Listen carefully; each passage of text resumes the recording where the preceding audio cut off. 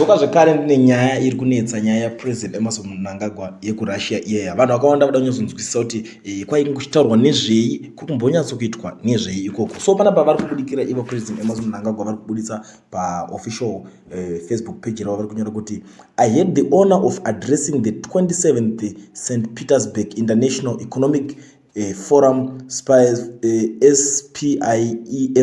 alongside President Vladimir Putin. I highlighted the importance of a multipolar world, advocating to fair and inclusive global development. Zimbabwe stands by the philosophy of friend to all, enemy to none, embracing cooperation, partnerships, and investment to drive mutual growth. I again called for a removal of illegal sanctions and sought strategic investments in infrastructure, education, and renewable energy to unlock our potential. Together, we aim to build a just, inclusive, and prosperous world. Zimbabwe is open for business and welcome partnerships across all the sectors. Ndo mashoko avari kuti zvinhu kana kuti zvavakaadresa, zvavakataura pamusangano uyu, pameeting iyi. Tumwewo tumavidhiosi twacho twavanenge vachitaura zvavachitaura vari ikoko, tumwe tunhu tokuti hatikwanise kuti titiunzwe panapa nekudawo kwezvikonzero zvakasiyana-siyana. Munoziva muri Zimbabwe kuti